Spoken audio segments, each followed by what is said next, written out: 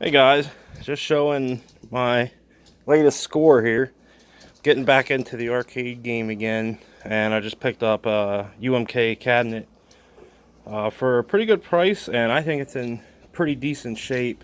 I'm starting off with the control panel, which is still removed. I removed it to transport it, but this is the worst part of the cabinet, I would say. This was recovered. You can see these little bubbles here. There's no Lexan. There's no screws holding anything down. Feels like it's possibly wood under there. Run button on this side is in the wrong spot. I think these are supposed to be swapped. The run in the block, like this is. Has these stupid covers on that wore away the overlay. So this overlay is in pretty rough shape. This is really the worst of it. And in this corner, I don't know how well you can see that, but there's this little raised section right here. There's one right here, and there's one right here. There's none anywhere across the rest of it. These are just scratches because there's no Lexan or anything to protect this. They just put a new decal on, called it a day. And when I push on this, it actually kind of has some give to it. Now, I'm not quite sure what it is, but I would maybe think by the way it feels, it could be double stick tape, double-sided tape, like that 3M tape. I don't know why it's on there, but that's almost what it feels like, strips of double-sided tape. Maybe they started in this corner and stuck it with the double-sided tape to hold it. I don't know, but yeah, that's pretty rough. That's got to go. T-molding should be replaced. But the side art ain't too bad. There's some nicks here and there that could be touched up. I'm not quite sure if this is a replacement overlay. It's been a while since I looked at one of these. It's got a gloss to it. I don't know if this will help, but there's no bubbles or anything that I can see. So they either did a good job putting it on. It does look like there's a little indentation there. I don't know if this is an overlay and they covered over it, but there's some nicks that can be touched up. The other side has a scratch that could probably be touched up, I guess, and then it's got some little nicks here and there. The front is in pretty good shape, I'd actually say, for how bad these things get beat up normally. There's couple little blemishes now. Some of this will probably clean off. I haven't even cleaned it yet. Sorry, I guess that probably didn't work too well. I probably turned a little sideways there, trying to get the whole thing. But it's not bad shape for the front. On the inside, there appears to be no extra holes for buttons or anything, so it doesn't look like it was converted to something and then converted back. So that's good. Everything seems to be pretty sound. Inside needs clean. It's dusty, dirty. It's been sitting in a garage for a couple months. Guy got it and never really used it. The joystick, this should be red from what I remember to match this. For the time being, I'm probably going to pull these buttons off and try to soak them in something, like a degreaser maybe or something. I'll have to read up what everybody's using to soak these in, to clean them up. They're a little sticky, kind of. Some of them are. But try to clean these up. Eventually I'm going to order new buttons. But for the time being, I'm going to clean it up. So that's that. I'll take you to show you the cabinet here. Alright, I apologize for the light. It's not too great in this room. I had the back door off here. It obviously needs cleaned. It's got a UMK board in there. There is some extra splices. It looks like some people made some repairs. I know when I had my MK2, there wasn't that on the side. So I'm not sure if that's stock for UMK or if somebody... It almost looks like they cut and spliced the wire, so maybe it wouldn't reach, so they moved it up to the wall. I don't know. But there's the transformer, I think it's called. Power supply. I'm not sure what revision ROMs these are. 1.0, I guess. Yeah, but there's some hacks to the wiring possibly, but everything did work when I was there. The guy that I got it from a movie theater in Virginia. It was in a movie theater arcade, I guess. There's even some remnants of that on the back. But to the side art, which I think is pretty good shape actually for what I paid for it. You get the usual rough spots. There's some chips along the back that could be filled in and at the corners. But as far as I can tell, this is not reproduction side art. I think this is the original. If they did do it, that almost looks like they tried to glue the T-molding down. Focus. But yeah, it doesn't, from what I can tell, it doesn't look like reproduction side art. I apologize, this video is going to be really hard to follow because of the light and everything, but I don't have any lights in here. There's some nicks, but nothing major. That's probably the worst on that side, besides the back. Down at the bottom, there's some nicks. And up at the front a little bit. You can even see, like, I think if this was a reproduction overlay, you would be able to feel it here. And I don't feel like an edge or anything, so they either did a really good job or this is original. What do you guys think? Oh, we got the front. The glass is very dirty, inside and out, I think. It's got the marquee up there. That I actually got another one. Brand new, came with it on the inside.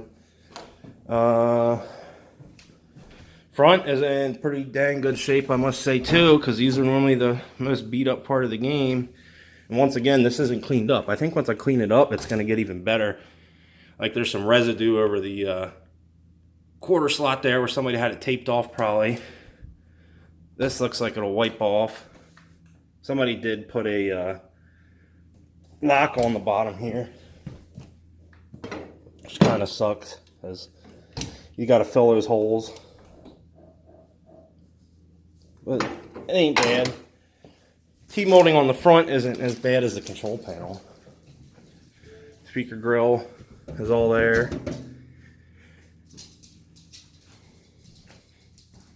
This side is a little bit worse than the other one.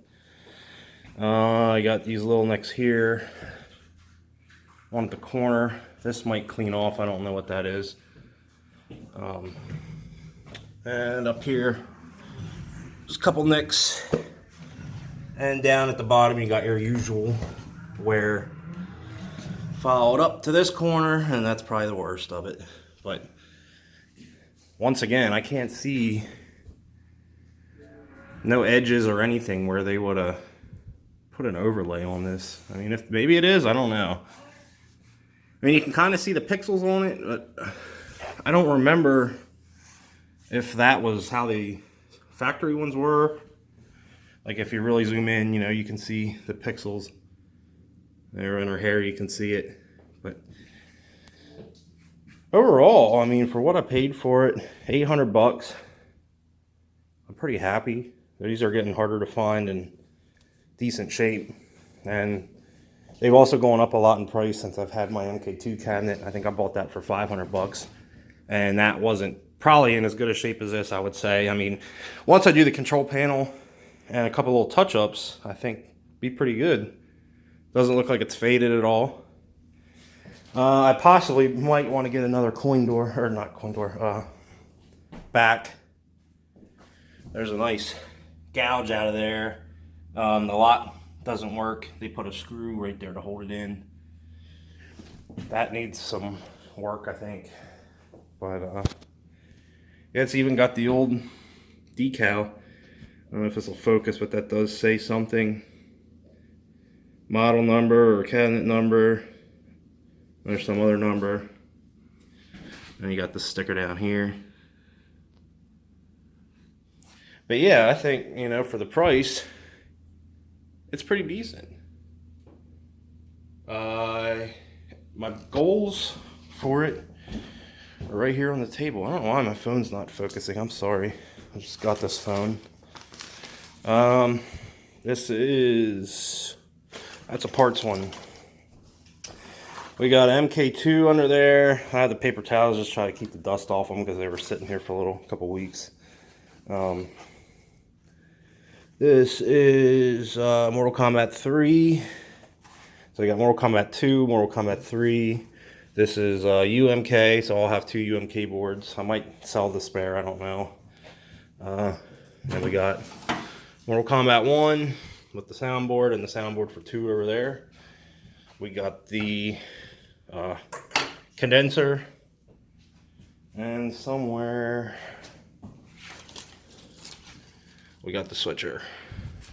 We got all the wires to go with it, all the kick harnesses. So this is going to be basically a recreation of my MK2 that had the switcher in it many years ago that I got rid of, that I've been kicking myself in the ass ever since I got rid of it. This one's definitely not going nowhere this time. Maybe later down the line I'm going to buy all the cabinets and I'll take the switcher out of this and just make them dedicated, you know, MK1, MK2, etc. But for the time being and for space reasons, I'm going to just have this as the switcher and have it that way for a while. But I do need an MK4 PCB. That's the only one I'm missing. So if anybody has one they're willing to sell for a reasonable price, or maybe I could trade. I think I did make a post on KLOV that I'll trade a UMK board for a MK4 plus some cash on my end probably, because I think MK4 is probably the most valuable boards now. But yeah, this is what I picked up today. I drove 6 hours round trip to get it. Was in Northern Virginia. I'm in PA, so it was 3 hours each way pretty much. Put it in the back of my truck. Everything went good. No, nothing got scratched. I made sure to cover the side art. It was laying on this side. I made sure to cover it completely with blankets and everything else, and it went pretty well. I will do a separate power-up video once I get the control panel on. Oh yeah, there is, when he turned it on, there was like a flickering up here on the top corner of the screen. It kind of seemed to get better when it was on longer, the longer we left it on. But on this side, there was some like vertical bars that went up and down. And it's been a while since I've really messed with any arcades, but for what I remember, I think that's a cap kit issue if there's vertical bars on the corner. He said something about a degaussing one, which probably wouldn't be a bad idea. I'll have to pick one up. But yeah, basically, it's going to get touched up here and there where it needs to be. Maybe some filler to fill this in. I'm not quite sure if I want to go that far with it and make it perfect. I'll have to find out, you know, how much. I'm sure I'd have to sand all around here, which I'm just afraid of getting it to match perfectly.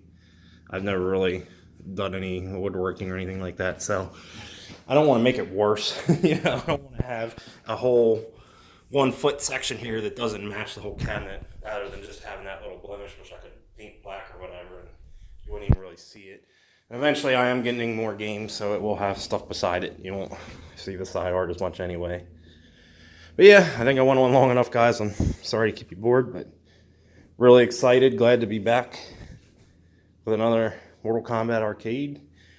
I was looking for MK2, but it's nice to have the run buttons already drilled before I had to drill into my damn near perfect control panel for a run button, which I wasn't too happy. I actually, for a while, I just swapped in a MK3 control panel. But then I got tired of it not matching, so I bit the bullet and drilled it out. So that thing ended up in New York. Some guy came from New York and bought it several years ago, and I've been, like I said, upset ever since about it. But I'm gonna get this thing going hopefully this weekend. Maybe get the switcher in. I'm gonna clean it up, shop vac the interior, dust it off. And probably tomorrow I'll start the switcher. I think I'm gonna do it how I had my other one. I mounted a board across and sat the switcher on it. I do have, I don't know where they're at. I think they're in this box. I have a million jam extension harnesses in here. For all the boards, for all the slots. The guy that I got it from had the extension harnesses going into here, which from what I remember, those harnesses are junk. And he was actually having an issue with the picture flickering on UMK, and he would reach in there and kind of jiggle the JAMA connector on the one board and it would stop.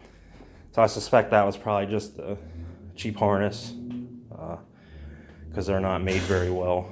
So I'll probably just plug the boards directly into this, mount it on a shelf. That way bypass all that wires and stuff. Have to support this underneath somehow because there is no, unlike my old switcher, there was braces like this in the middle. There is none on this one. This I think is the first version 1. I think the newer versions now have holes here for supports. So I'm gonna have to put something underneath here to support it. But anyway, I blabbed on enough, guys. I'm sorry. This is what it is.